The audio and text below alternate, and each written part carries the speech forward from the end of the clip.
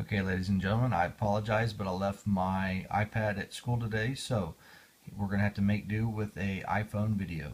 Number one, you got to determine whether or not each function is linear or not. Number 1a, it is not linear because the x is in the denominator. Number two, it is linear. You have both an x and a y, and they follow all the rules for x and y. On C, x should have an exponent of 1. Instead, it has an exponent of 3 and 2, therefore it is not linear. Number two, tell whether each line is horizontal, vertical, or neither. Well, this has only a y, so there's no x, therefore it's horizontal.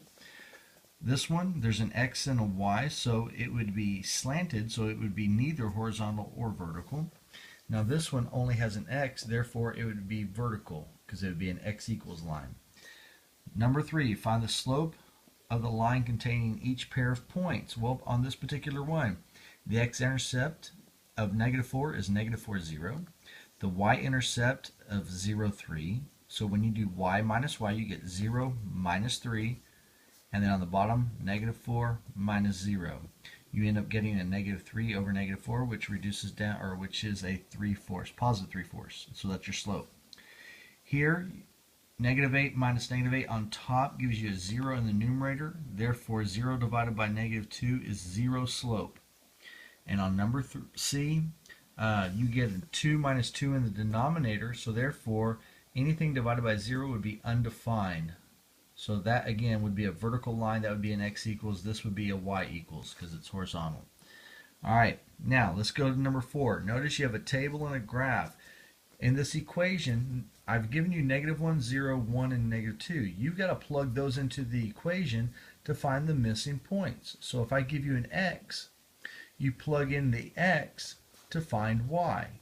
So 2 times -1 plus 2y equals 6. That's the equation.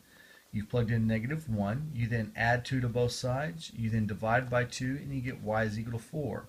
So when x is -1, y is 4. And that's what we put right here, and we plot that point. -1, positive 4. On the second one, we're going to plug in 1 for x. So down here, plugged in 1 for x.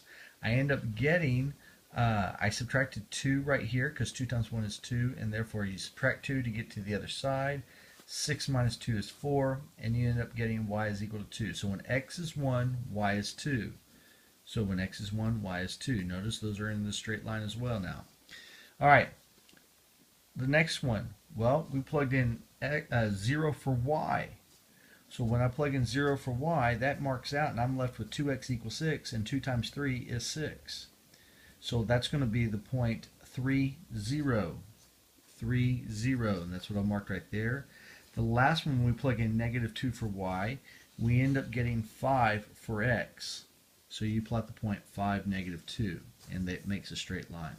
Now on this last one, number 5, notice that we want a 0 slope, therefore we want a horizontal line. That's a y equals. Negative slope, positive slope. As x's are increases, the y's are increasing. And then finally over here, an undefined slope would be a vertical line. That would be an x equals. Alright, now here, a wheelchair ramp is leaned on top of the steps of a building. The bottom of the ramp is 20 feet from the building. The top of the ramp is 28 feet above the ground. Well, draw a picture. Here's my building. Here's my ramp. Basically, the bottom of the ramp is 20 feet from the building. The top of the ramp is 28 feet tall. So therefore, when you do rise over run, well, to get from this point to this point, like on a graph, you'd have to go up 28 feet, and to get from here to here, you'd go 20 feet. So your rise is 28, your run is 20. That reduces down to 7 over 5 because 4 goes into 28 7 times and 4 goes into 25 times. So what does that mean? That means we start with the denominator. For every 5 feet you go to the right, that means you're going to increase the height of the ramp by 7 feet. So that's how you determine or how you interpret that equation, okay, or that slope. I mean. All right, the next page. Now on this one here, it says you're given a line of y equals -2x plus 5, and that's graph below. That's graph right there. Well, it wants you to graph two lines, y equals 9 and x equals 1, on the same graph. Well, the points of intersection form the vertices of a geometric figure. And so you need to state those ordered pairs. Well, what I did was y equals 9. We know that that is a horizontal line. So I go up to the y-axis where 9 is, and I draw a horizontal line. And that's my y equals 9. Well, if you notice, if you look in here closely, let me zoom in right here, that point where those two lines intersect is at negative 2, 9. So that's one of my vertices. Now, the other line I had to make was x equals 1. Well, that's going to cross the x-axis. Well, it's going to cross the x-axis at 1. So I draw a vertical line at 1. Well, what happens is that crosses this line right here at 1, 3. And then the two lines I drew cross when x is 1 and y is 9. So those are my three vertices. Okay? Now, the next problem deals with a swimming pool. Okay, Jim filled a pool with 100 gallons of water. With the heat, he loses 2 inches of water every day. Now, this kind of is a bogus question because we're talking about losing inches and then filling it with gallons of water. So what would have been probably best to do is either change the inches to gallons or the inches to gallons or gallons to inches. But in this case, let's just go with the flow. It says the number of gallons left in the pool after x days is represented by the function f of x equals 100 minus 2x.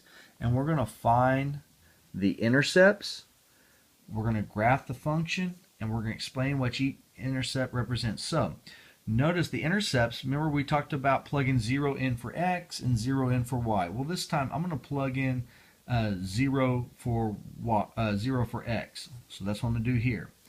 So what I end up doing is I plugged in 0. 2 times 0 is 0, so I'm left with y is equal to 100. So that's what I plot. When x is 0, y is equal to 100. And then on the flip side of that, we want to plug in 0 for y. So we want to find out what x is. Well, 100 minus 2 times something has to equal 0. So this right here has to equal 100. Well, I know that 100 minus 100 would give me 0, so that would have to be 50. So let's just double check. I'm going to add 2x to the other side. All right, now I have 2x on one side, 100 on this side. I divide by 2, and sure enough, x equals 50 days. So I plot that. When x is 50, your y is going to be 0, and you connect it. What does that mean? Well, if we go by this, that means at 0 days, we're going to have 100 gallons of water. But in 50 days, we're going to have 0 gallons of water. Okay, now the last question. I kind of messed up here.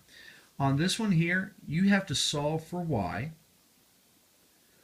All right, and you need to find the slope-intercept form, so y equals mx plus b. You need to find the x and y intercept, and you need to graph the line. Now, I kind of went about it a different way. What I did was I found my intercepts. So I plugged in 0 for x and then 0 for y. I found y to be negative 4, which I plotted here, and I found x to be negative 10, which I plotted over here. Now, it's not on the graph, so I estimated where it would be. Then I knew my y-intercept, so I know that y equals mx plus b. The b had to be the negative 4, because that's my y-intercept. So the only thing I had to do was find the slope. Well, I know to get from this point to this point, I had to go down 4 and to the right 10. All right, because that's on the x-axis. So I know I went down 4 to get to here. So my rise was down 4. My run was a positive 10, so I'm going to have a negative slope. So negative 4 over positive 10 reduces down to a negative 2/5. And since that's my slope, in order to do your slope-intercept form, you just plug in your slope and your y-intercept, and there you have it. Now, let's look at this one. I did the same thing for this one. I plugged in 0 for y and then 0 for x, and I found my x and y intercepts. Well, my x-intercept was 3. My y-intercept was negative 2, and I connected it. I then found my slope. Well, my rise was 2, my run was 3. Well, that means rise over run is 2 over 3, so there's my slope. I know my y-intercept is negative 2, so in the equation y equals mx plus b, m is my slope, so I just filled it in. b is -2. That's my y-intercept, so I just filled it in, and voila, there is your y equals mx plus b form, your slope-intercept form. This last one, I notice I'm missing an x. So when I come down here and solve for y, I add 5 to both sides. I then divide by -2. I get the equation y equals -3. Well, I know, and we've talked about it, when it's just y equals, that's a horizontal line with a 0 slope. That's why there's no slope in there, and it is horizontal. Again, I apologize for not having my iPad. Hopefully this will be suffice for you studying your review.